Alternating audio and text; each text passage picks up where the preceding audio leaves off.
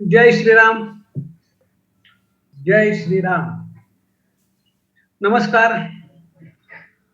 योग वाशिष्ठ सखोल निरूपण या कार्यक्रमामध्ये सर्वांचे सहर्ष स्वागत.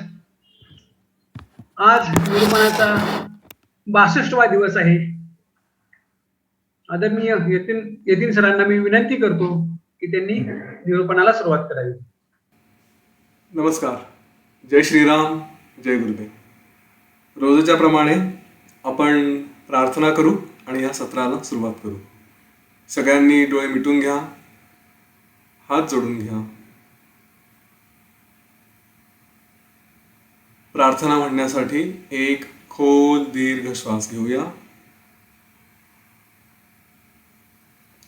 गुरुर्ब्रह्मा गुरुर्विष्णू गुरुर्देवो महेश्वरः गुरु साक्षात् परम ब्रह्म तस्मै श्री गुरवे नमः.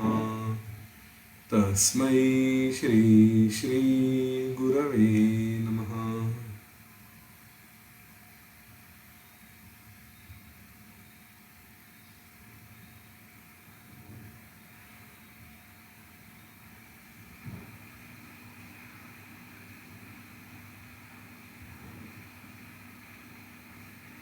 हो वा, डोळे उघडूया.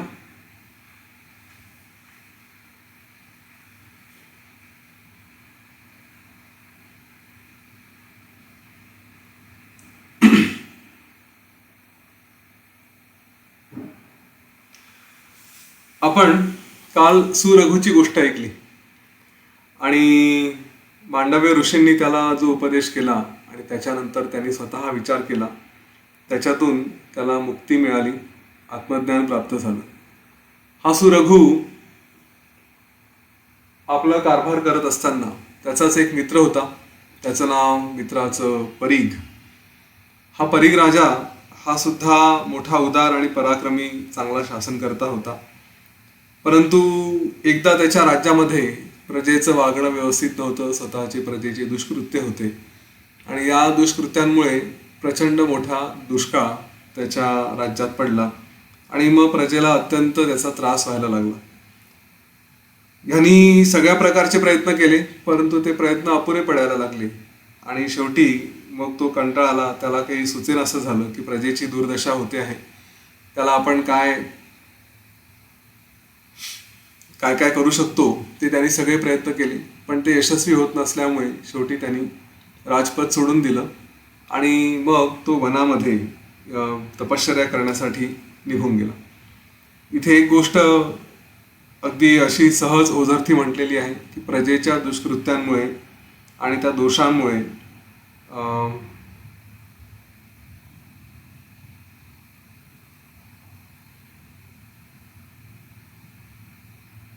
त्या राज्यात पावसाच्या अभावी भयंकर दुष्काळ पडलं.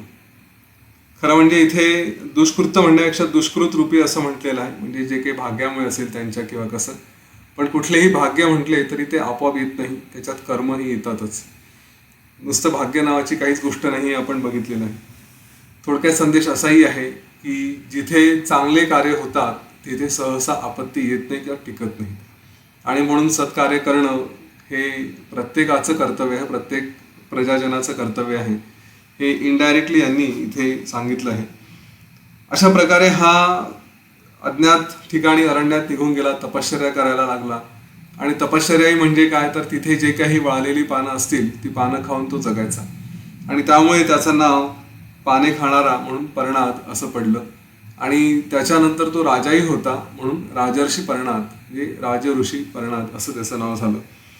त्याची तपस्या, त्याच्यावर सतत त्यांनी केलेला अभ्यास, त्याच्यामुळे ईश्वराची कृपा त्याच्यावर झाली आणि त्यालाही आत्मज्ञान प्राप्त झालं. काही काळानंतर हा परीघ किंवा पर्णाद यांनी आपल्या पद्धतीने इकडे तिकडे सगळीकडे संचार केला आणि असं करता करता एक दिवस तो आपल्या मित्राच्या म्हणजेच सुरघूच्या प्रासादात जाऊन पोहोचला. सुरघूकडे गेल्यानंतर सुरघूला आपला जुना मित्र आलेला पाहून फार आनंद झाला. त्यांनी त्याचं स्वागत केलं सुरघूनी परीघाचं. आणि त्यानंतर तिथे त्यांची चर्चा अशी झाली की त्या पर्णादने विचारलं की तुझ्याकडे मांडवी ऋषी आले होते आणि त्यांच्या उपदेशाने तुला जसं ज्ञान प्राप्त झालं तसंच तपश्चर्येच्या आधारे मला सुद्धा हे ज्ञान प्राप्त झालं. आता तू आत्मज्ञानी झालेला आहेस, स्वतःशीच तू एकरूप झाला आहेस, तर तू सुखी आहेस का? आता आनंदात आहेस का? तू आपल्या प्रजेसंबंधी जी काही कार्य करतोस ती स्वतःला स्थिर ठेवून शांत ठेवून करतो आहेस ना? आणि तुझं शरीर हे सगळं आता तू त्यांचा विचार सोडून संपूर्णपणे चांगल्या कर्मांमध्ये घडलं आहे की नाही, अशा प्रकारचे प्रश्न त्यांनी त्या सुरघोला विचारले. आणि हेही विचारलं की तुला तर माहिती आहे की या संसारामध्ये जो अडकतो, याच्यातल्या विषयांमध्ये जो अडकतो, तो दुःखाला कारणी, त्याला दुःख त्याच्या नशिबात येतात, त्याच्या भाग्यात दुःख येतात. त्यामुळे तू सगळ्या विचारांचा, सगळ्या विक्षेपांचा, या सगळ्या गोष्टींना सोडून केवळ निर्विकल्प समाधीचा तू अभ्यास करतो आहे ना? तर यावर सुरघोनी म्हटलं की जो तत्ववेत्ता व्यवहार करत असला किंवा नसला तरी सुद्धा त्याच्या स्वतःच्या आतमध्ये, स्वतःच्याच रूपात तो स्थिर असेल तर त्याला समाधी स्थितीमध्ये आहे काय आणि नाही काय याने काय फरक पडतो?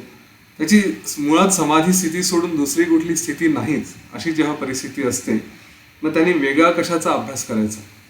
हा एक प्रश्न थोडा सावध चित्ताने याचं उत्तर थोडं सावधपणे ऐका. असं म्हटलंय की ज्याची मनस्थिती ही स्थिर आहे, जो समाधीमध्ये स्थिर आहे, त्यांनी वेगळा कशाचा अभ्यास करायची गरज नाही. आता आपल्याला जर असं वाटायला लागलं की योग वसिष्ठ वाचलं, ऐकलं आणि आता मी झालो ज्ञानी, मला सगळं कळत आहे, तर मला आता कुठल्या अभ्यासाची आवश्यकता नाही आहे, प्राणायाम, ध्यान, योगासनं, व्यायाम वगैरे करायची गरज नाही आहे, तर कृपया या भ्रमात राहू नका. हे जेव्हा केव्हा कळेल तेव्हा कळेल, परंतु जे या स्थितीला पोहोचतात त्यांचा हा स्वभावच होऊन जातो की ते समाधीचा अभ्यास करतात. त्यांनी जरी असं म्हटलं आहे सुरघोनी की वेगळा अभ्यास काय करायचा, तर त्याच्यात राहणंच हा त्याचा अभ्यास आहे. बरोबर आहे. म्हणजे आपण श्वास घेण्याचा काय अभ्यास करायचा, दिवस रात्र आपण श्वास घेतच असतो, तसं त्याच्यासाठी समाधीचा काय वेगळा अभ्यास करायचा, मी समाधी स्थितीतच आहे, हे जरी खरं असलं तरी आपल्यासारख्यांना अजून तिथपर्यंत पोहोचायला वेळ आहे. त्याच्यामुळे आपण आपला अभ्यास हा व्यवस्थित सुरू ठेवावा, नाहीतर भ्रमात जाऊ की मला सगळं येतं, आता काही करायची गरज नाही. आणि म्हणून तो सुरघु हेही सांगतो की एखादा ज्याची मनाची स्थिती अशी आहे त्याला मुद्दाम काही वेगळं करायची गरज नाही, परंतु एखादा असाही असू शकेल की जो पद्मासन घालून बसतो आहे आणि एकदम वनात गेलाय, जंगलात गेलाय, आसनं करतोय, सगळं काही करतोय, परंतु त्याचं चित्त शांत नसेल तर त्याला तरी आपण असं नुसतं नजरेने बघून की हा समाधीत आहे की नाही असं सांगता येत नाही. जे तत्ववेत्यांचे, ज्ञानी लोकांचे लक्षणं सांगितले आहेत त्याच्यामध्ये एक सगळ्यात महत्त्वाचं लक्षण की त्यांच्याकडे बाहेरून बघून आपल्याला अंदाज येत नाही.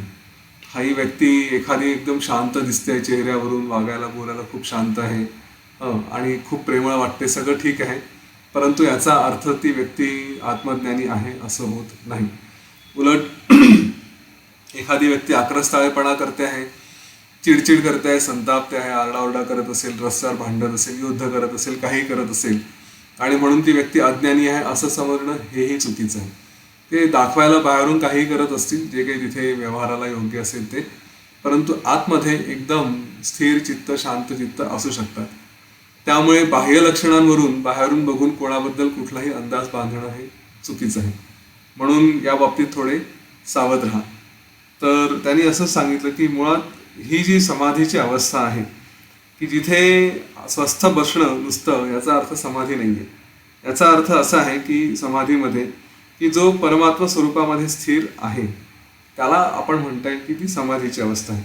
त्याच्यामुळे ज्याची बुद्धी ही अतिशय शांत आहे, स्थिर आहे, तृप्त आहे, जिला सतत आपल्याच आत्मानुसंधान, आपल्याच आत्मस्वरूपाचं अनुसंधान म्हणजे त्याचा विचार आहे, सतत त्याच्यावरतीच ती चिटकून राहते, तर त्या स्थितीला, त्या बुद्धीची तशी असलेल्या अवस्थेला इथे त्यांनी म्हटलंय की त्याला समाधी अवस्था म्हणते. त्यामुळे मी पूर्णपणे निरहंकारी, कुठल्याही प्रसंगी क्षुब्ध न होणारा आणि जगातील सगळ्या गोष्टींपासून हे माझं ते तुझं अशा गोष्टींपासून दूर अलिप्त अशी बुद्धी ठेवून मी ती बुद्धी स्थिर केली आहे. त्याच्यामुळे तसा मी नेहमी समाधी स्थितीतच आहे. आता एखादा मनुष्य हा एखाद्या लहान मुलाप्रमाणे की जो खेळता खेळता त्यांनी कुठलेही दोरा तुटला किंवा एखादी छान छोटीशी वस्तू तुटली तर त्याच्यात काही मुद्दाम असं खूप एफर्ट न घेता सहज निघून जातं. तसं ज्ञानी पुरुषाला त्याची स्थिती ही त्याच्या विरुद्धात म्हणजे एकदम स्थिर असते की काही झालं एवढ्या एवढ्या गोष्टींनी तो विचलित होत नाही. असं म्हणतात मेरू पर्वतासारखं संकट आलं तरी तो विचलित होत नाही. त्याला काहीही कुठल्याही गोष्टींनी अंतर पडत नाही. तो स्वतःच्या ठिकाणी पूर्ण ज्ञानदृष्टीमध्ये असतो. त्यामुळे त्याचं ज्ञानस्वरूपता हा त्याचा स्वभाव झालेला असतो. आणि आत्मज्ञानाशिवाय काल असा प्रश्न विचारला होता की सेकंदाला आपल्याला ती आठवण द्यायची असते का? तर हो, प्रत्येक सेकंदाला काय सेकंदसुद्धा मोजावा लागतो. त्या 2 सेकंदांच्या मधलं जे अंतर आहे तिथे सुद्धा हा स्वतःच्या आत्मस्थितीशिवाय वेगळा नसतो.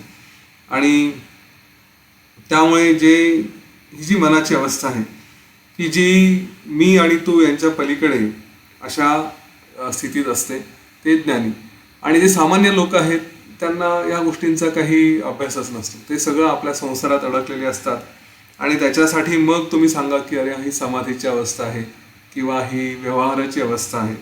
परंतु ज्ञानी लोकांना या गोष्टींचा काही फरक पडत नाही. आणि अज्ञानी लोक मात्र या जगातल्या ज्या काही छोट्या मोठ्या गोष्टी असतील, ज्या काही घटना असतील त्या सगळ्या घटनांमध्ये गोष्टींमध्ये अडकतात. ते लोक कोणाचे गुण गातील, कोणाची तारीफ करतील, कोणाला नावं ठेवतील. ज्ञानी पुरुष मात्र कोणत्याही व्यक्तीकडे कुठल्याही घटनेकडे त्याला योग्य अयोग्य छोटी मोठी तुच्छ किंवा श्रेष्ठ असले कुठलेही भाव करत नाही. त्याच्यामुळे ना तो कोणाची निंदा करत ना कोणाची स्तुती करत. व्यवहारात स्तुती करणं आवश्यक आहे. तो एक व्यवहार लक्षात ठेवा. नाही तर मी कोणाची स्तुती करत नाही योग मार्गावरती सांगितलं आहे तर त्याचे फार मोठे दुष्परिणाम भोगावे लागू शकतात. नवऱ्यांनी बायकोची स्तुती केलीच पाहिजे हे लक्षात ठेवा. नाही केली तर मग माझ्याकडे यायचं नाही असले काही समस्या घेऊन. हे आवश्यक आहे. त्यामुळे व्यवहार ठेवा. परंतु ते त्यांची मनाची अवस्था अशी असते की मुद्दाम ते कोणाची स्तुती करा किंवा निंदा करा अशा सगळ्यांच्या पलीकडे ते असतात. जे अशा स्थितीत असतात त्यांच्या बाबतीत जर कोणी निंदा किंवा स्तुती केली तर ते त्यांनी हुरळून जात नाही. हा त्यांचा सगळ्यात मोठा गुण असतो. सहसा स्तुतीला बळी न पडणं हे जमून जातं.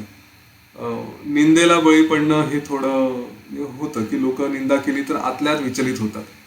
स्तुतीच्या बाबतीत बाहेर दाखवताना ह्या 2 गोष्टी अपोजिट आहेत. स्तुती केली तर बाहेर दाखवताना नाही असं नाही तसं नाही एकदम शांत दाखवतील. आतमध्ये मात्र अहंकार जागृत होतो की पहा मी केवढा मोठा, माझी केवढी स्तुती होते. आणि निंदेच्या बाबतीत एक्झॅक्टली अपोजिट असतं. निंदा होत असेल तर असं दाखवतात की बाहेरून तेच तिथल्या तिथे भडकतात. आतमध्ये काय होतं ते तर नॅचरली आतलंच बाहेर रिफ्लेक्ट होत असतं. त्यामुळे जे स्थिर बुद्धीचे लोक असतात त्यांना या दोन्हीचाही परिणाम होत नाही. निंदा केली तरी ते आतूनही काही परिणाम दाखवत नाही, बाहेरूनही होत नाही. स्तुती केली तर अजिबातच त्यांना काही फरक पडत नाही.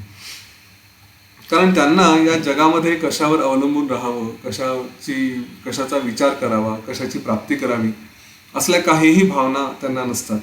त्यांच्या मनातल्या सगळ्या विषयांच्या इच्छा या नष्ट झालेल्या असतात. त्यामुळे त्यांचं मन हे निर्विकल्प, शांत आणि कुठल्याही दुःखाशिवाय असं असून आत्म्याच्या ठिकाणी सतत ते रममाण होत असतं. त्यामुळे ती त्यांच्या जगातली अतिशय सुखाची अशी स्थिती असते. हे अशा प्रकारचं भाषण ऐकल्यानंतर परीख जो रघुला भेटायला गेला होता त्याला अतिशय आनंद झाला. आणि त्याच्यानंतर मग दोघांनी पुन्हा थोड्या वेळ एक दुसऱ्याच्या सुखदुःखाच्या गप्पा, एक दुसऱ्यावरती प्रेम आणि त्यानंतर ते दोघे आपापल्या मार्गाला निघून गेले. इथे वसिष्ठ ऋषी सांगतायत की हे असे जे गोष्टी आहेत. याच्यानंतर आणखी एक गोष्ट आली आहे भास आणि विलास यांची. तर वसिष्ठ ऋषी सांगतात की हे रामा, ह्या मनानेच मनाचा नाश करणं आवश्यक आहे. आपण बाकी सगळे प्रयोग करतो म्हणजे आपण इवन कुठेही जा हा मनाने मनाचाच नाश होणार आहे. इथे साधारण आपण श्वासाचा अभ्यास करतो. ज्ञानाचा अभ्यास करतो, पण याच्या मागे सुद्धा जी प्रेरणा आहे ती मनातूनच येणारी आहे. कोणीही धरून बसवलं आणि आपलं एक नाकपुडी दाबली, आता घे श्वास, आणि नंतर इकडची नाकपुडी दाबली सोड श्वास असं म्हटलं, तसं होत नाही. त्यांनी किती जबरदस्ती करून किती वेळ करणार आहे. शेवटी ती प्रेरणा आपल्या आतून यायला हवी की अरे मला या जीवनातून दुःखातून बाहेर पडायचं आहे. तुम्हाला जर योग वसिष्ठाची संपूर्ण सुरुवात आठवत असेल तर त्याच्यात सगळ्यात महत्वाचा भाग जो वाल्मिकी ऋषींनी अरिष्टनेमीला सांगितला होता. काय सांगितलं होतं अरिष्टनेमीला? योग वसिष्ठ कोणासाठी आहे? योग वसिष्ठ त्याच्यासाठी आहे की ज्याला या गोष्टीची जाणीव आहे की मी बंधनात आहे. ज्याला या गोष्टीची जाणीवच नाही की मी बंधनात आहे, त्याला तुम्ही सांगून काय उपयोग? तो म्हणेल नाही मला काय गरज आहे, मी एकदम फ्री आहे. त्याला माहिती नाही तो फ्री आहे की नाही, परंतु त्याच्या बाबतीत हे सांगून उपयोग नाही. दुसऱ्या बाजूला जो मुक्त आहे, जो ज्ञानी आहे, त्याला सांगूनही काय उपयोग? ते पालथ्या घड्यावर पाणी आहे, कारण त्याला ऑलरेडी किंवा भरलेल्या घड्यामध्ये पाणी टाका, ते उतूच जाणार आहे, त्याच्यात काही वेगळं होणार नाही. ज्याला जाणीव आहे की मी अज्ञानात आहे आणि मला काहीतरी करायचं, मला कुठेतरी खरं मुक्ती काय आहे, खरा आनंद काय आहे हे शोधायचं आहे. ह्याचाच अर्थ ही सुरुवात कुठून झाली? ही झाली मनातून. आतून तो विचार आला की अरे मला आता काहीतरी करावं लागेल.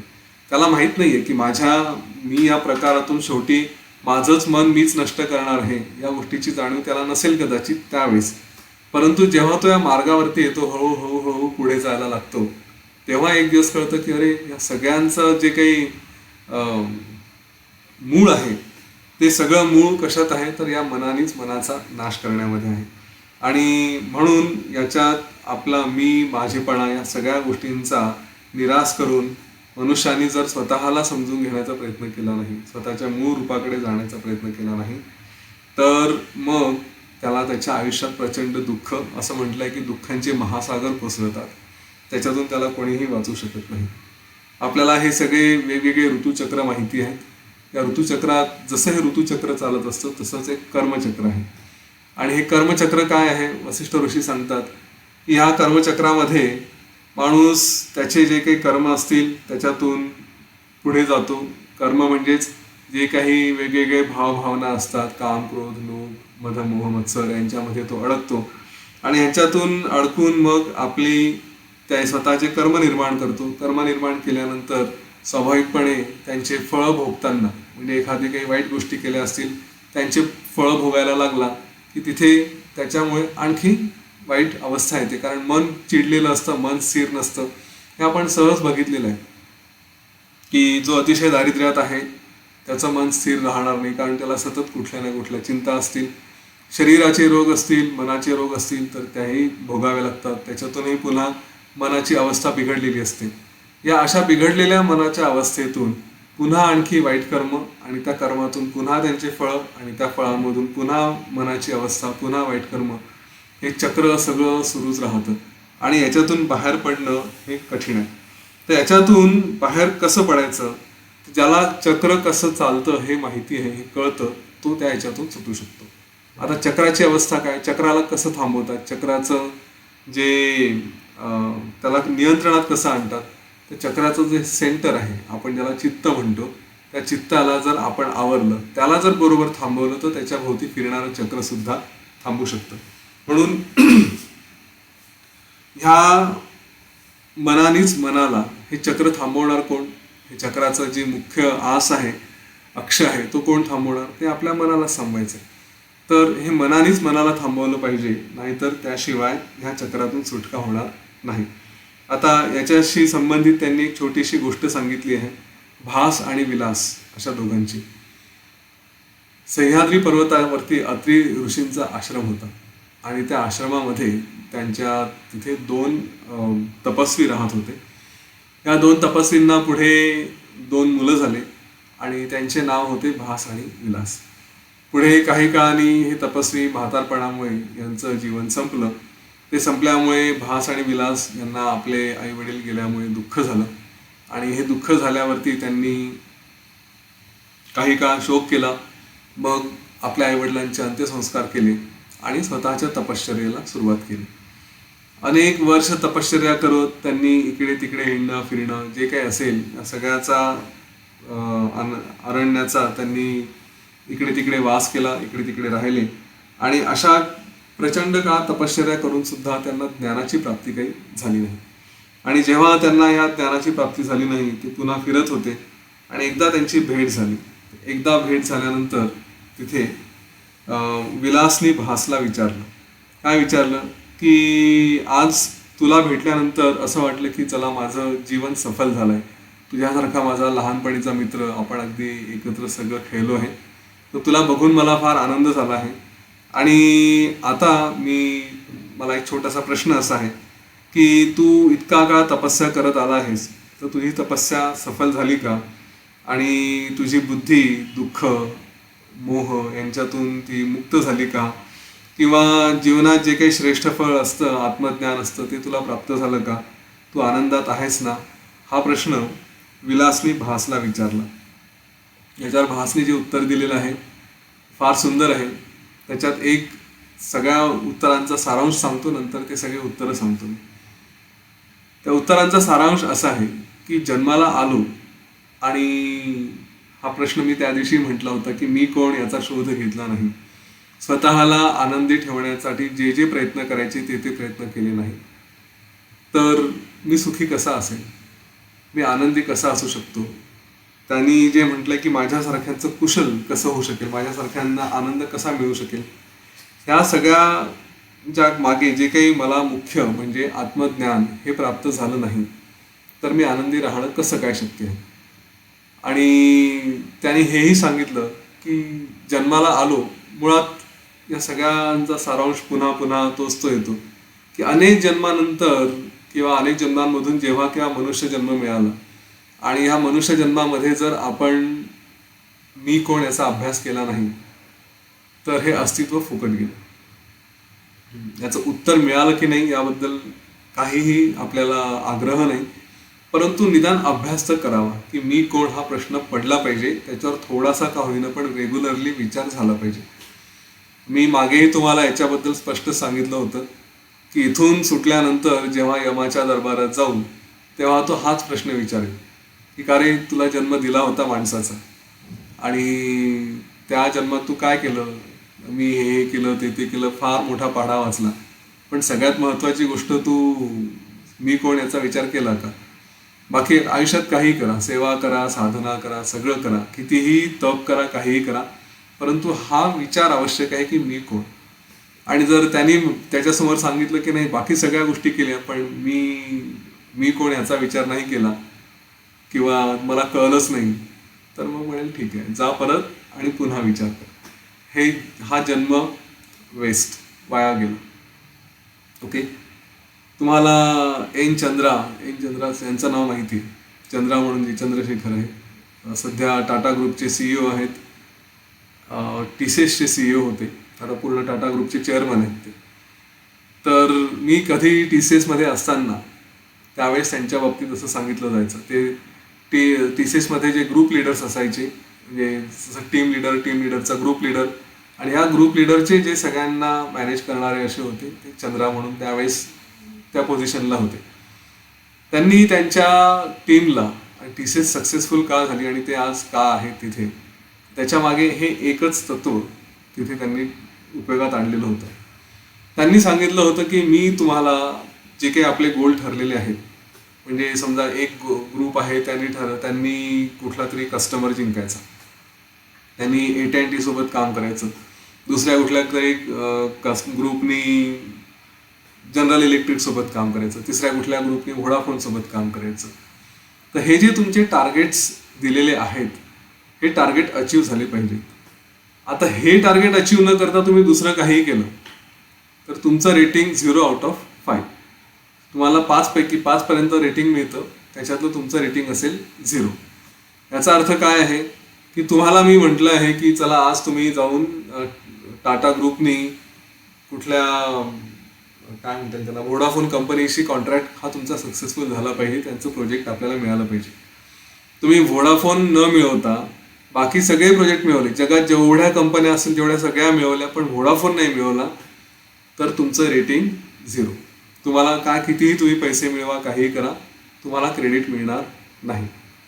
हे त्यांनी स्पष्टपणे सांगितलं होतं. त्याच्यामुळे अतिशय ती जी टीम आहे TCSची, आणि आजही कदाचित तशीच स्टेटस असेल, हे लोक अतिशय फोकसने काम करतात, इकडे तिकडे चित्त विचलित होत नाही. आणि अशी व्यक्तीच म्हणून आज टाटा ग्रुपची चेअरमन होऊ शकलेली आहे. तर या गोष्टीकडे थोडं इथे हे जे सांगितलं आहे या सगळ्यामध्ये की आपलं कुशल कसं असू शकेल. तर आपलं कुशल करण्यासाठी हा सगळ्यात महत्त्वाचा विचार की मानवाचा जन्म मिळालेला आहे आणि ह्या जन्मामध्ये जर मी कोण हा विचार न करता बाकी अनेक गोष्टी करत राहिलो तर इथे हे जन्म एक प्रकारे वेस्ट झाला, याचा उपयोग नाही, इथे परत यावं लागेल. त्यामुळे ह्या बाबतीत थोडंसं सजग राहा. आणि मग इथे त्या भासनी जे उत्तर दिलं विलासच्या या प्रश्नावरती, त्यांनी सांगितलं की म्हणे तुला भेटून तर मला फार आनंद झाला आहे, माझ्या मनात फार प्रेम असं भरून आलं आहे, परंतु ह्या प्रश्नाला काय उत्तर देऊ की माझं कुशल आहे की नाही. मी जन्ममृत्यूच्या छायेत अडकणारा आणि संसाराच्या साखळीत अडकलेला माझ्यासारख्यांचं कुशल कसं असू शकेल, हे प्रश्न आपल्या सगळ्यांच्या बाबतीत आहे. त्यांनी जरी स्वतःचं म्हटलं तरी आपल्या सगळ्यांसाठी ते तसेच अप्लिकेबल आहेत. पण जोपर्यंत जे जाणावं त्या आत्म्याची जर प्राप्ती झाली नाही आणि जोपर्यंत त्या चित्तातला आपल्या मनामधले सगळे मला हे हवं, मला ते हवं, या वासना, या सगळ्या गोष्टींच्या मागे धावण्याचं ही बुद्धी नष्ट झाली नाही, तोपर्यंत माझं कुशल कसं काय होणार, याच्यात मी अडकूनच राहिलेलो आहे, याच्यातून मी पुढे कसा काय जाऊ शकेल. असं म्हटलंय की जसं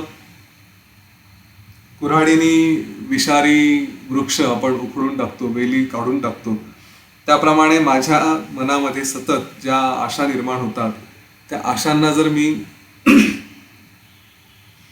नष्ट केलं नाही, त्यांना काढून टाकलं नाही, तर तोपर्यंत मला माझ्या आत्म्याचा स्वतःचा शोध होणार नाही. आणि जोपर्यंत तो शोध होत नाही तोपर्यंत माझं कुशल कसं होईल. जोपर्यंत आत्मज्ञानाचा उदय होत नाही तोपर्यंत ह्या स्वतःला आनंदी ठेवणं, स्वतःला आनंदी कसं काय ठेवू शकणार, हा त्याचा प्रश्न होता. त्यांनी पुढे अनेक गोष्टी सांगितल्या. त्यांनी म्हटलं की हे जे संसार आहे, हा संसार म्हणजे याला असं महामारी म्हटलेलं आहे, महारोग म्हटलेलं आहे. याच्यावरचं औषध एकच आहे. जसं आता आपण कोविडवरती औषध शोधतोय अजून, तसं या संसारावरचं औषध काय आहे तर ते आहे आत्मज्ञान. जोपर्यंत ते औषध मिळत नाही तोपर्यंत हे जो रोग आहे, हा आजार आहे, हा पुन्हा पुन्हा पुन्हा पुन्हा त्रास देत राहील. आणि मग मनुष्याने कितीही प्रयत्न करा, त्याला होऊन काय मिळेल, स्वर्ग मिळेल. स्वर्गात जाईल, तिथला भोग भोगेल, किंवा चुकीचे कर्म केले असतील तर नरकात जाईल, तिथले भोग भोगेल आणि पुन्हा कुठल्या ना कुठल्या जन्माला येऊन मनुष्य जन्माला येईल आणि हे सगळं करून पुन्हा अनर्थ नशिबात आलीच.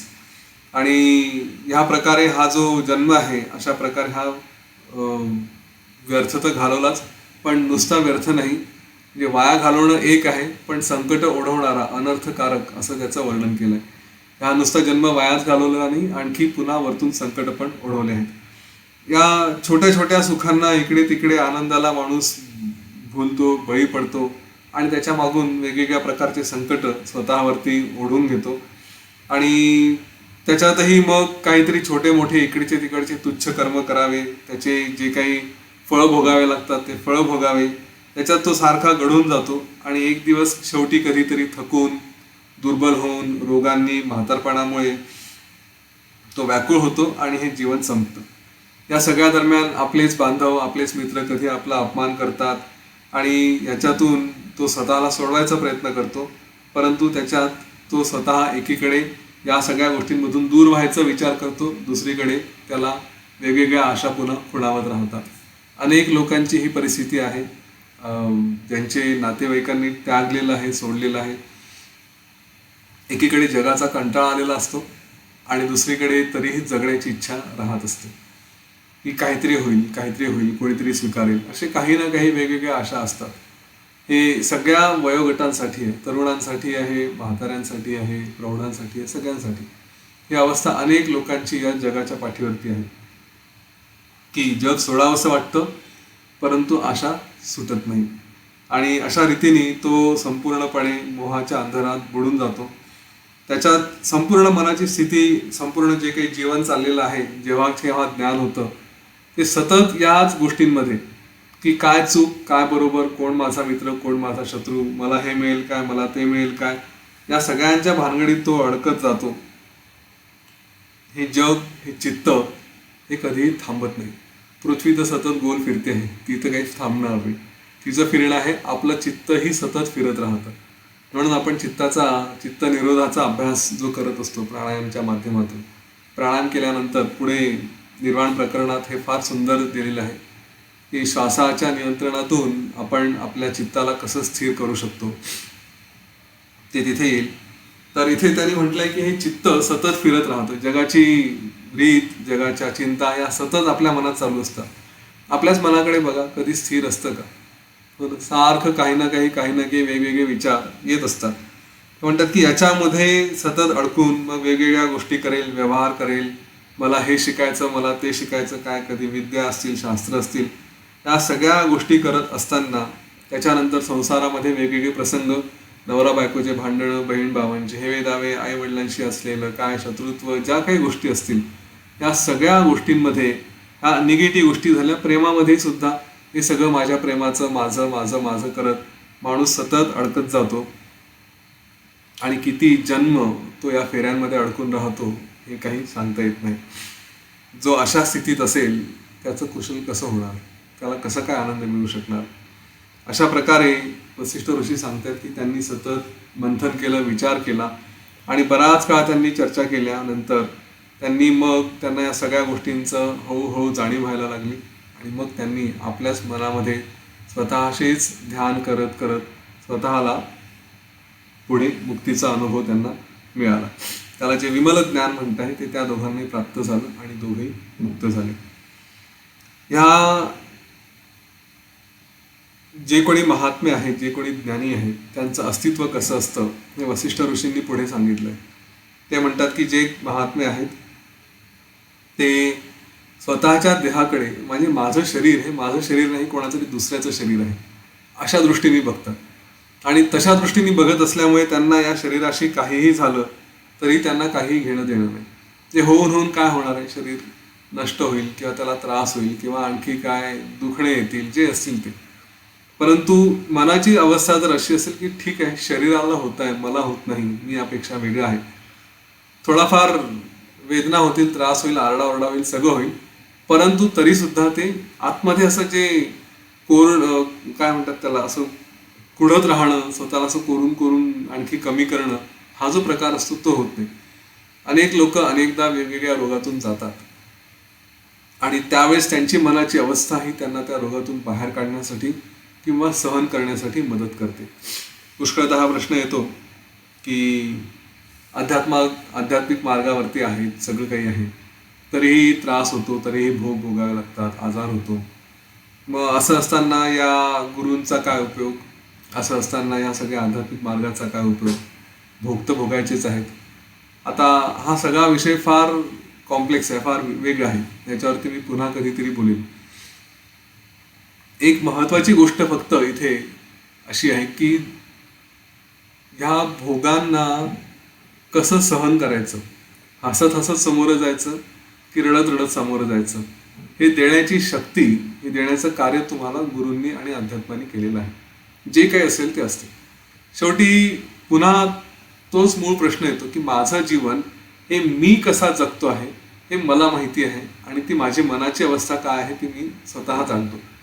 त्यामुळे मला किती त्रास होतो आहे, काय होतो आहे, यापेक्षा म्हणजे हे कोणी बाहेरचं काय बघतं यापेक्षा मी जाणतो की ठीक आहे, जर होत असेल तर होत असेल. आज काही एखादा रोग झाला, काही झालं, ओके, त्या अवस्थेतही मी जर स्वतःला आनंदी ठेवू शकत असेल तर त्यासारखं सुख नाही, बरोबर. नाहीतर दुसरीकडे त्याच परिस्थितीत असणारा दुसरी व्यक्ती, ज्याला अध्यात्माचं ज्ञान नाही, गुरूंची कृपा नाही, ते भोगत राहतात, चिडत राहतात, रडत राहतात आणि त्याच्यातून पुन्हा नवीन नवीन कर्म निर्माण करत राहतात. ज्याला माहिती आहे तो आपले प्रारब्ध आहे म्हणून सहज भोगून पुढे जातो.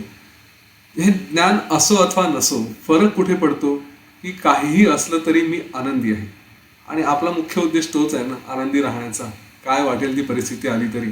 तर मग हे ज्याला जमतं, त्याला जे जमतं ते या मार्गातून जमण्याची शक्यता जास्त आहे, अध्यात्माच्या आणि गुरूंच्या मार्गातून.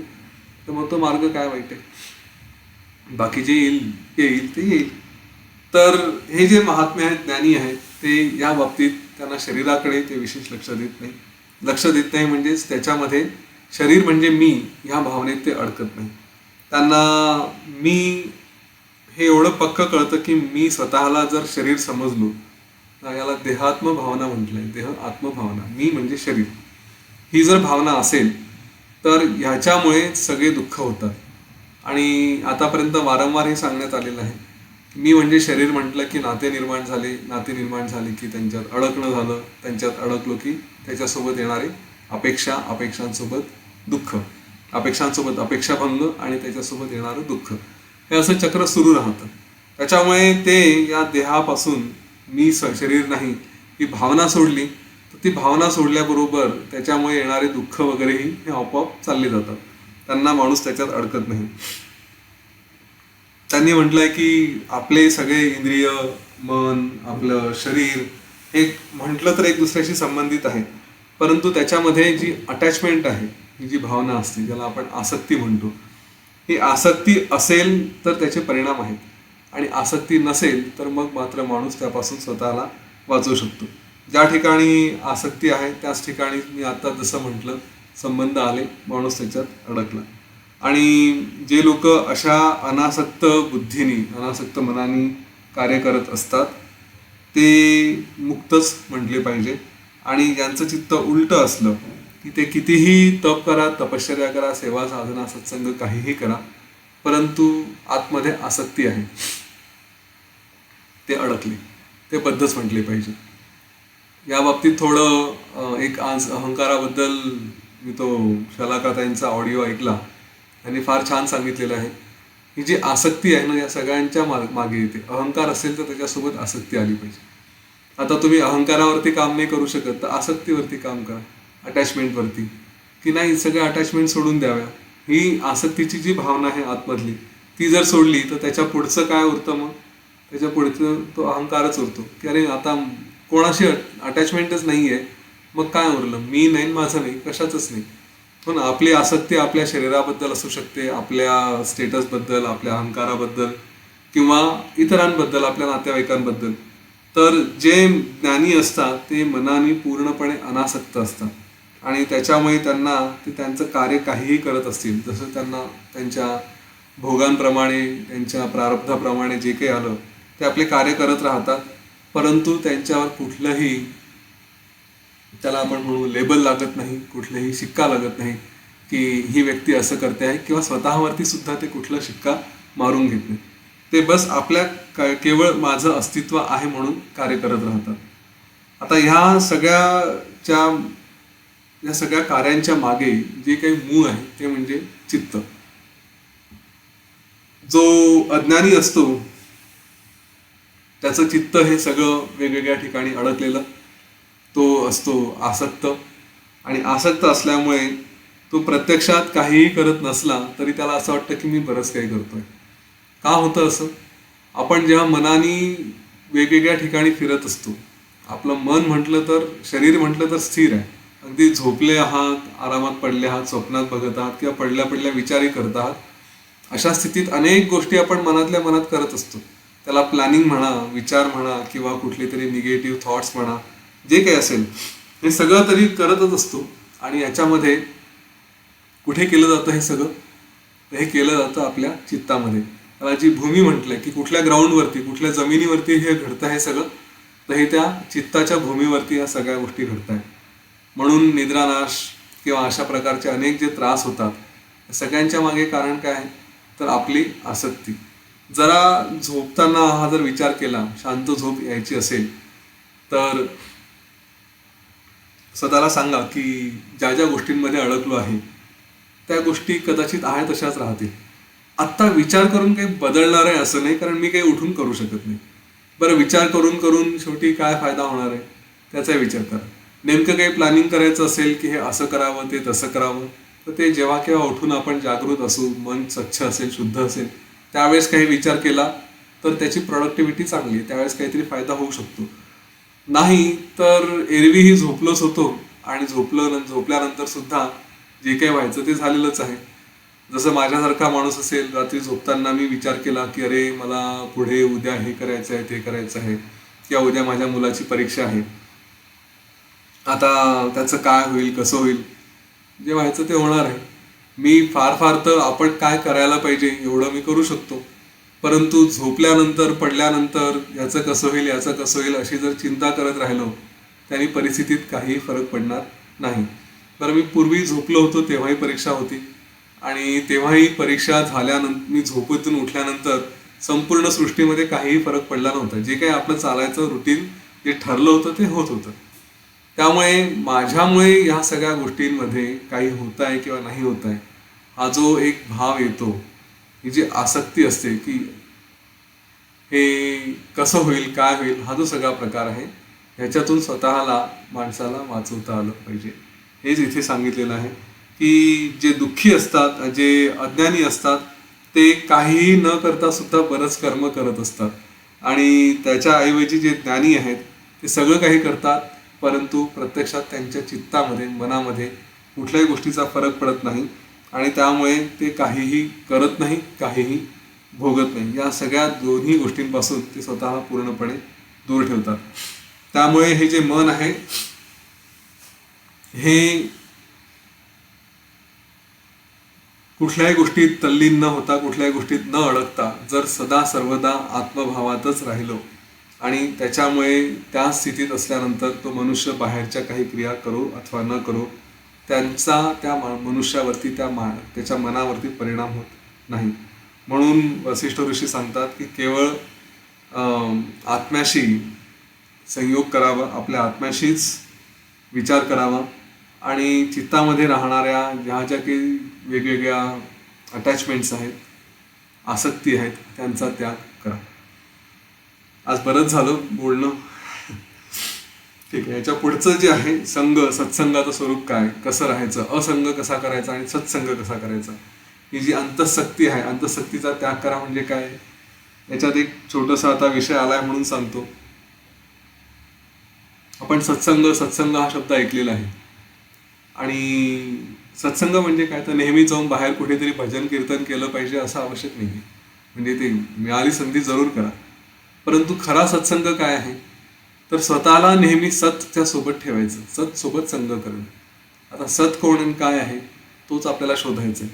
पण माझा जो काही मूळ आहे, मी जे काही मूळ आहे, माझा जे स्वभाव आहे, जो काही माझं मूळ अस्तित्व आहे ते म्हणजे सत, आणि म्हणून नेहमी त्याच्यासोबत राहण्याचा प्रयत्न करावा. आता त्याच्यासोबत कसं राहायचं तर इथेच ती नेतीची किल्ली आहे. काय आहे की मी स्वतःसोबत राहायचं म्हटल्यानंतर ज्या ज्या गोष्टी माझ्या मार्गात येतात, मला माहित नाही मी स्वतः कोण आहे, ठीक आहे चला नाही माहिती, पण जे येतात ते तरी आहे की नाही एवढं सांगायचं. ठीक आहे, मी कोण हे माहिती नाही ना, ओके नो प्रॉब्लेम, पण तुम्ही बाकीचे जे काही तुमच्या मार्गात येतात ज्या ज्या गोष्टीला जोडायला जातो ते तरी मी आहे का एवढंच सांगायचं. आता मी बसलो आहे सत सोबत राहायचं आहे, स्वतःच्या सोबत राहायचं, ओके ठीक छान, पण आता माहित नाही कोण आहे. बरं, मनात विचार आला मुलाच्या शिक्षणाचा, तू आहे का, नाही आहे, ठीक आहे जाऊ द्या. मग हे जे असं एक एक करत करत जेव्हा आपण नेती करत जातो तेव्हा जे उरतं ते आपोआप सत्संग, त्याच्यासोबत आपण राहतो.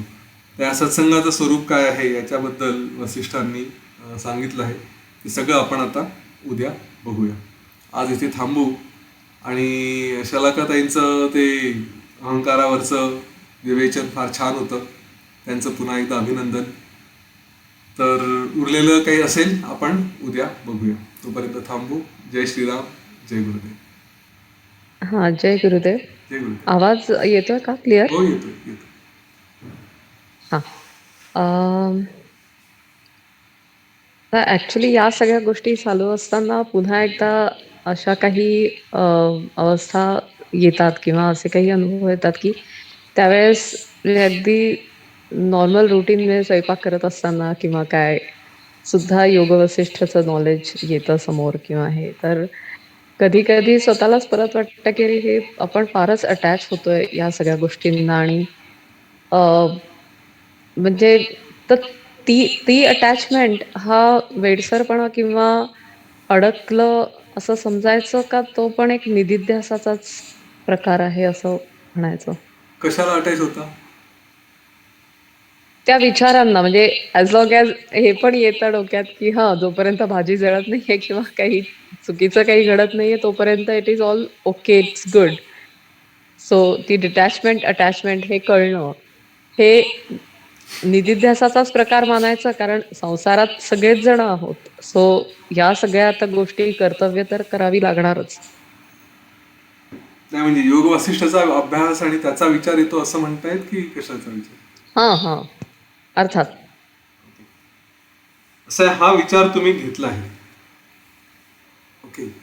हा जो आज आपण म्हटलं ना, मनानेच मनाचा नाश करायचा, तर प्रयत्न कसे करायचे? आतापर्यंत प्रयत्नांचं स्वरूप वसिष्ठ ऋषींनी सांगितलं. काया वाचा मनसा सतत दीर्घकाळ. बरोबर. आणि जर ते आपण ठरवलं आहे की हे मला करायचंच आहे, तर त्याच्यामुळे जे घडतं आहे, जे सारखे सारखे विचार येत आहेत, तर आपण जो उद्दिष्ट ठेवलं आहे त्या उद्दिष्टाकडे आपण चाललोय. आत्मज्ञानाचं उद्दिष्ट असेल किंवा हे ज्ञान मिळवायचं, आत्मज्ञान ते याचा परिणाम आहे असं समजू आपण. मला ज्ञान मिळवायचं आहे हे उद्दिष्ट आहे आणि त्या ज्ञानावरती कार्य सतत चाललंय. त्याच्यात अटॅचमेंट नाही, हा आपला स्वभाव होतो आहे आणि हे चांगलं आहे. एखाद्या विद्यार्थ्याला जर अभ्यास करायचा असेल, तो 10वी 12वी ICS किंवा जे काही असेल, तर त्यांनी रात्रंदिवस तो अभ्यास करावा. विद्यार्थिनी असेल, आईने सांगितलं पोळ्या कर, स्वयंपाक कर, तर ते करता करता डोक्यात जर ते विचार असतील तर इट्स अ गुड थिंग, चांगलं आहे. त्याचा शेवटी परिणाम हा मोक्षाकडेच नेणारा असेल, आपल्या आपल्या मोक्षाकडे, तर त्याच्यात गैर काहीच नाही.